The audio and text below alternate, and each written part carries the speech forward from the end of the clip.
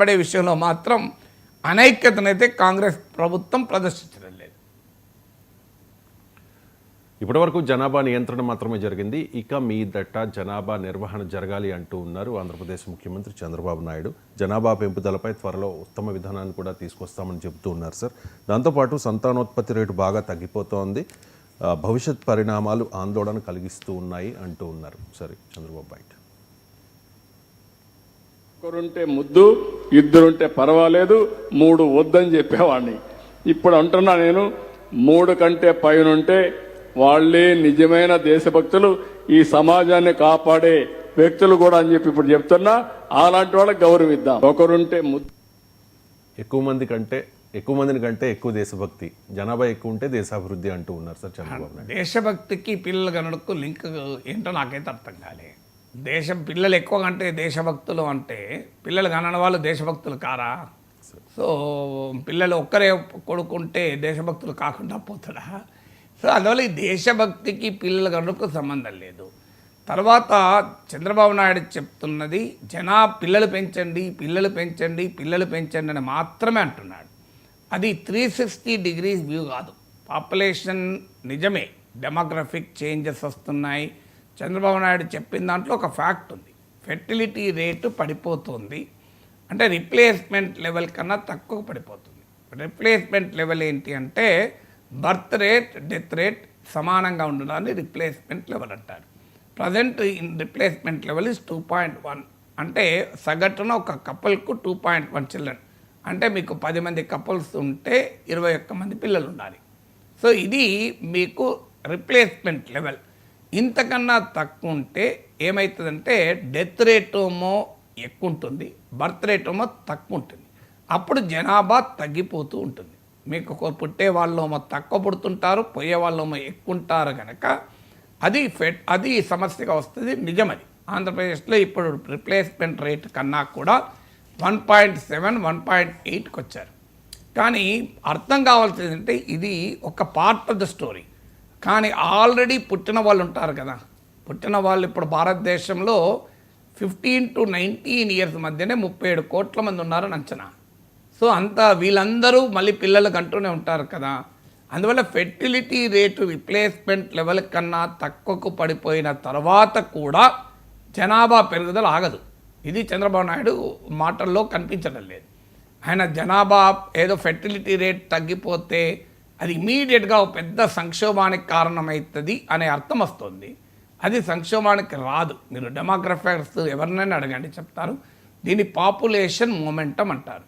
Population momentum అంటే ఏంటంటే total fertility rate మీకు బిలో ద రిప్లేస్మెంట్ లెవెల్ పడిపోయినా కూడా కొంతకాలం వరకు జనాభా తగ్గదు, పెరుగుతూనే ఉంటుంది.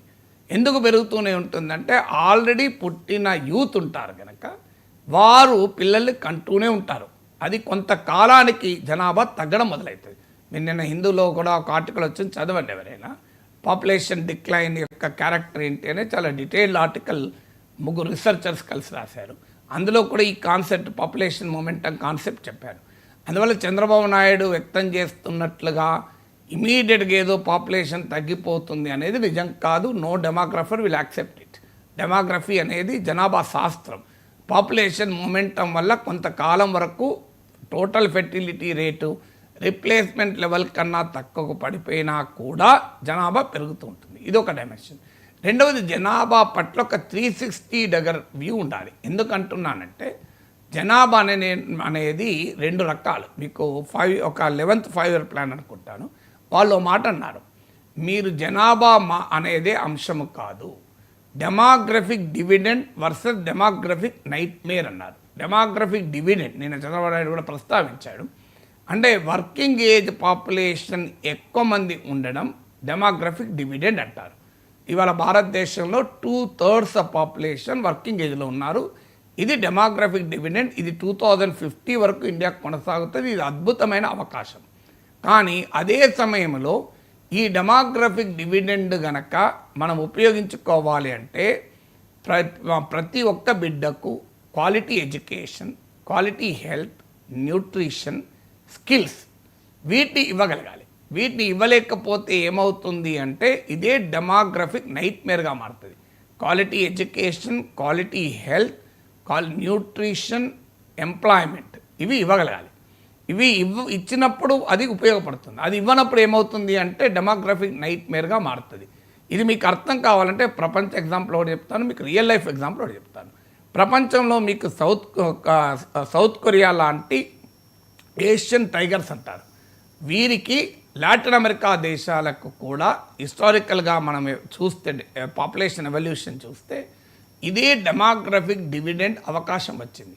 ఈ అవకాశాన్ని ఉపయోగించుకొని సౌత్ ఈస్ట్ ఏషియన్ ఎకానమీస్, ఆగ్నేయ ఆసియా దేశాలైన సింగపూర్, సౌత్ కొరియా ఇలాంటి దేశాలు ఎడ్యుకేషన్ పైన, హెల్త్ పైన, హ్యూమన్ రిసోర్స్ పైన భారీగా ఇన్వెస్ట్ చేశారు. ఫలితంగా ఇవాళ అవి పవర్ఫుల్ ఎకానమీస్గా ఎమర్జ్ అయ్యాయి. ఇందుకు భిన్నంగా లాటిన్ అమెరికా దేశాలు కొలోనియల్ రూల్లో ఉండడం వల్ల ఆ పని చేయలేకపోయాయి. అందువల్ల ఇవాళ డెమోగ్రఫిక్ డివిడెండ్ అవి ఎంజాయ్ చేయలేకపోతున్నాయి. అంటే ఏ దేశమైనా డెమోగ్రఫిక్ డివిడెండ్ ఎంజాయ్ చేయాలంటే యంగ్ ఏజ్లో పాపులేషన్ ఉంటేనే సరిపోదు, వాళ్ళకు ఎడ్యుకేషన్, స్కిల్, ఎంప్లాయ్మెంట్ లాంటివి కల్పించగలగాలి. మీకు ఇది గ్లోబల్ ఎక్స్పీరియన్స్, నేను లోకల్ ఎక్స్పీరియన్స్ చెప్తాను మీకు. ఒక కుటుంబానికి ఒక్కడే బిడ్డ ఉన్నాడు, వాడు చదువుకోలే, వాడు హవాలాగా తిరుగుతున్నాడు, వాడికి ఉద్యోగం లేదు, వచ్చే అవకాశం లేదు. ఆ తల్లిదండ్రుల పరిస్థితి ఎలా ఉంటే మీరు చూడండి. ఒక్కడే బిడ్డ, ఏ భారము భయంకరమైన భారం అవుతుంది ఒక్క బిడ్డకు కూడా. అదే ఫ్యామిలీ, సేమ్ ఎకనామిక్ కండిషన్లో ఉన్న మధ్యతరగతి కుటుంబం, 5 పిల్లలు ఉన్నారు. ఒకడు ఐఐటీలో చదువుతున్నాడు, ఒకడు ఐఏఎంలో చదువుతున్నాడు, ఒకడు ఐఏఎస్ సెలెక్ట్ అయ్యారు, ఇంకోటి సిఏ అయ్యారు టాప్ ర్యాంకరు, ఇంకోటి ఎంబీబీఎస్ చేస్తాను, all India institute of medical సైన్స్లో ఎంబీబీఎస్ చేస్తాను.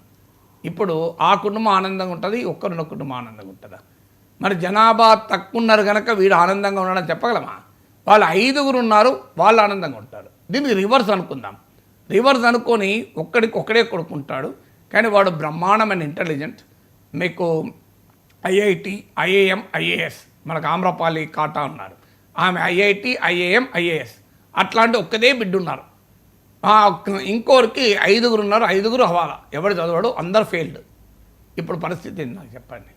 సో మొదటిదోమో చంద్రబాబు నాయుడు చెప్పింది రైట్ అనిపిస్తుంది. ఎక్కువ మంది పిల్లలు ఉండి అందరూ బాగా చదువుకొని మంచి పొజిషన్లో ఉంటే ఆ కుటుంబం ఆనందంగా ఉంటుంది. కానీ ఇది రివర్స్ అయిందనుకోండి, ఏంటి పరిస్థితి అంటున్నాను. సో ఒక్క బిడ్డ ఉన్నారు, ఆ బిడ్డ చాలా ఐఐటి, ఐఏఎం, ఐఏఎస్. 4 బిడ్డలు ఉన్నారు, 4 ఎవడు చదవలే, 4 ఉద్యోగాలు లేవు, అవారా తిరుగుతున్నారు. ఆ తల్లిదండ్రులకు ఎంత భారం ఉంటుంది చెప్పండి, ఎంత బాధ ఉంటుంది చెప్పండి. ఇప్పుడు చెప్పండి చంద్రబాబు నాయుడు గారు, పిల్లలు పెంచుడే పరిష్కారమా? పిల్లలు పెంచడము, పిల్లలు కనండి అనేది డెమోగ్రఫిక్ సైన్స్ కాదు. పిల్లల్ని హ్యూమన్ రిసోర్స్గా మార్చండి అని డెమోగ్రఫిక్ సైన్స్. నిన్న మీటింగ్లో ఇంకోటి కూడా అన్నాడు, జాయింట్ ఫ్యామిలీ ప్రొటెక్ట్ అవుతలేదు, అంత న్యూక్లియర్ ఫ్యామిలీస్గా మారిపోతున్నాయి. రేషన్ రెండు కుటుంబాలు అయితే 2 రేషన్ కార్డులు వస్తాయని కుటుంబాలు విడిపోతున్నాయి. 4 బిడ్డలు వేరు ఉంటే 4 ఇళ్ళు వస్తాయని విడిపోతున్నారు. అందుకొరకు ఒక పాలసీ తేవాలనుకుంటున్నాను. ఒక్క గది ఉన్న ఇల్లు కాదు, ఒకవేళ ఉమ్మడి కుటుంబం అయితే 3 గదులు ఉన్న ఇల్లు శాంక్షన్ చేసి ఇంకా కాస్త ఎక్కువ డబ్బులు ఇవ్వడం, రేషన్ కార్డుకు కూడా బియ్యం కాస్త 5 కిలోలు 10 కిలోలు ఎక్కువ ఇవ్వడం అని. నాకు అర్థం కాని అంశం, ముఖేష్ అంబానీ, అనిల్ అంబానీ విడిపోయారు, రేషన్ కార్డు కొరకు విడిపోయారు. వాళ్ళు 2 కుటుంబాలుగా వాళ్ళు ఏమైనా ప్రభుత్వం ఇచ్చే సింగిల్ రూమ్ ఇల్లు కొరకు విడిపోయారా? ముఖేష్ అంబానీ, అనిల్ అంబానీ వాళ్ళకి పైసలు తక్కువ ఎందుకు విడిపోయారు? వాళ్ళు ఇద్దరే కదా పిల్లలు, ఎందుకు విడిపోయారు? తేజస్వి యాదవ్, తేజ్ ప్రతాప్ యాదవ్, లాలూ ప్రసాద్ యాదవ్కు ఉన్నదే 2 కొడుకులు, ఎందుకు విడిపోయారు వాళ్ళు? వాళ్ళు రేషన్ కార్డు 2 వస్తే మనం విడిపోతే ఇద్దరికి చెరో రేషన్ కార్డు వస్తుంది, మనకు చెరో ఇల్లు వస్తుంది, విడిపోయారు. నాకు చెప్పండి. స్టాలిన్, అలగిరి విడిపోయారు, కన్నానే 2 కొడుకులు, వాళ్ళు ఎందుకు వెళ్ళిపోయారు? ఇద్దరు సెపరేట్ అయితే మనకు 2 రేషన్ కార్డులు వస్తాయని విడిపోయారా? నిజంగా లాజిక్ అర్థం కాలేదు. జాయింట్ ఫ్యామిలీ దెబ్బతినడానికి ఈ రేషన్ కార్డు ఇల్లే కారణమవుతుంది. ఎక్కడ రీసెర్చ్ జరిగింది? అందుకే మీకు అభిజిత్ బెనర్జీ, ఆర్థర్ డిఫ్లర్ అనే నోబెల్ శాస్త్రవేత్తలు వాళ్ళు ర్యాండమైజ్ క్లినికల్ ట్రయల్స్, ఆర్సిటీ అప్రోచ్ను ఎకనామిక్స్లో పట్టుకొచ్చారు. రాజస్థాన్లో ప్రయోగం చేశారు. 1 కిలో కందిపప్పు ఇచ్చినప్పుడు పిల్లలకు టీకాలు వేయడంలో తల్లులు ఆసక్తి చూపారు. అందువల్ల ఎక్కడన్నా రీసెర్చ్ జరిగి ర్యాండమైజ్ క్లినికల్ ట్రయల్స్లో, ఆర్సిటీలో నిజంగానే రేషన్ కార్డు వల్లనే కుటుంబాలు విడిపోతున్నాయా? ఇవాళ సమస్య కుటుంబాలు విడిపోవడం కాదు, కుటుంబాలను విడిగా ఉన్న మానవ సంబంధాలు గొప్పగా ఉండడం ముఖ్యం. కలిసి ఉండి కొట్టుకుంటే రోజు ఏమొస్తుంది ఉపయోగం? రెండు వేరువేరుగా ఉన్నా ఆ ప్రేమానుబంధాలు ఉంటే అంతకన్నా మించింది ఏమున్నది? అందువల్ల ఇలా జాయింట్ ఫ్యామిలీ దెబ్బతినడానికి రేషన్ కార్డులు ఇండ్లు కాదు కారణం. ఎకనామిక్ మార్పులు వచ్చాయి, మొబిలిటీ మారిపోయింది. నేను మా అన్నయ్య మా అమ్మ నాన్న ఒక్కచోటే ఉండాలని మేము ఇల్లు కట్టుకున్నాం. మంచిగా అందరం కలిసి ఒక మంచి డూప్లెక్స్ హౌస్ కట్టుకున్నాం. ఏం జరిగింది? మా అన్నయ్య యూఎస్ వెళ్ళిపోయాడు, మళ్ళీ వచ్చే పరిస్థితి లేదు, అక్కడే సెటిల్ అయిపోయాడు. ఏం చేయాలి? నేను వెంటనే మళ్ళీ మా అపార్ట్మెంట్ కొనుక్కొని ఉంటున్నాను. మా అమ్మ కూడా మాతో ఉంటుంది, మా అమ్మ నాన్న మాతోనే ఉన్నారు. ఏం చేయాలి మరి? ఆడ మా అన్నయ్య అమెరికా పోవడానికి రేషన్ కార్డు కారణం కాదు, ఇల్లు కారణం కాదు. ఆయన ఆడ బెటర్ ఎంప్లాయ్మెంట్ వచ్చింది, వెళ్ళిపోయాడు. కలిసి ఉందామని అనుకున్నాం, ఒకే ఇంట్లో ఉందాం, అమ్మ నాన్న అన్నయ్య వదిన నేను మా మేడం మా పిల్లలు ఎంత ఆనందంగా ఉమ్మడి కుటుంబం ఉందా అని. ప్రాక్టికల్గా జరగలే. ప్రేమాభిమానాలు ఉన్నా జరగలే. అందువల్ల ప్రాక్టికల్గా జరగవు. మీకు మొబిలిటీ వచ్చాక, ఎంప్లాయ్మెంట్ మారాక, ఎంప్లాయ్మెంట్ ప్యాటర్న్ చేంజ్ అయ్యాక జాయింట్ ఫ్యామిలీ అనేది ఎవరి తరము కాదు. ప్రాక్టికల్గా కూడా జనరేషన్ గ్యాప్ వస్తుంది. నాకేమో ఇడ్లీ దోశ తినబుద్ధి అవుతుంది, నా మనవనికి మనవరకేమో పిజ్జా బర్గర్లు తినబుద్ధి అవుతుంది. మా అమ్మ పిజ్జా బర్గర్లు కూడా తినదు, అసలు నోట్లో కూడా పెట్టదు. మరి మా అమ్మను కూర్చొని పెట్టి ఇవాళ మేము ఏ టిఫిన్ లేదు పిజ్జా బర్గర్ ఆర్డర్ చేసినా అమ్మ నువ్వు బర్గర్ తినవాడు తింటుందా? మా అమ్మను ఇడ్లీ తింటుంది కానీ బర్గర్ తిన్నా, నేనే తిన్నా బర్గర్లు. మా అమ్మ తింటుందా? కానీ మా అన్నయ్య పిల్లలు మా మనవలు మనవరాలు వచ్చారనుకోండి, వాళ్ళకి వేరే ఆర్డర్ అద్దు, నువ్వు ఉప్మా ఇడ్లీ తింటారు, వాళ్ళు బర్గర్లే తింటారు. సో రియాలిటీ కదా. అంటే బర్గర్ తినమంటే మా అమ్మ తినదు, ఇడ్లీ తినమంటే వాడు తినడు. ఏం చేయాలి? సో ఇది రోజు ఘర్షణ పడాలనా? అందువల్ల అది కాదు. మా అమ్మకు ఇడ్లీ కావాలి, నా మనకి మనవరాలకు బర్గర్ కావాలి. ఇలా ఎక్కడ కలిసి ఉండడం అనేది కాదు. ఒకే కుటుంబంలో ఉన్న మధ్యలో మానవ సంబంధాలు ఉండాలి. అన్ఫార్చునేట్లీ ఇప్పుడు మానవ సంబంధాలు దెబ్బతింటున్నాయి, అది సమస్య కదా. ఉమ్మడి కుటుంబం సమస్య కూడా కాదు. ఇప్పుడు ఉమ్మడి కుటుంబం ఉండాలన్నా కూడా ప్రాక్టికల్గా సాధ్యం కాదు. ఎవరి ఉద్యోగాలు ఎక్కడో ఉంటాయి. మనుషుల మధ్య ఆ రకమైన పేషెన్స్ ఉండలేదు. ఒకప్పట్లాగా హైరార్కికల్ స్ట్రక్చర్ ఉండడం లేదు. ఒకప్పుడు తండ్రి ఏం చెప్తే నలుగురు పిల్లలు వినేవాళ్ళు, అన్న ఏం చెప్తే తమ్ముడు వినేవాడు. రాముడి కొరకు లక్ష్మణుడు 14 ఏళ్ళు వనవాసానికి వెళ్ళాడు. ఇప్పుడు మా అన్నయ్య రమ్మంటే వనవాసానికి పోతారా? నేను అమెరికాకు పోతలేను, రమ్మంటే రారా వచ్చావు 2 నెలలు ఉండరా అంటే నువ్వు రా అన్నయ్య, నేను నాకు టైం లేదంటున్నా. మా రాముడి కొరకు లక్ష్మణుడు వనవాసానికి వెళ్తే మా అన్నయ్య రాణా ప్రతాప్ కొరకు నాగేశ్వర అమెరికా కూడా పోతలేడు. వనవాసం తర్వాత సంగతి ఎట్లా సాధ్యమవుతుంది ఇది? అందువల్ల ప్రాక్టికల్గా సాధ్యం కాదు. What is practical is give education, give health, give nutrition, give skills, give employment. అప్పుడు పిల్లలు పెంచండి. కానండి క్వాలిటీ లేకుండా ఇవేవీ లేకుండా పిల్లలు పెంచితే నిరుద్యోగ సైన్యాన్ని తయారు చేస్తాం. అది చాలా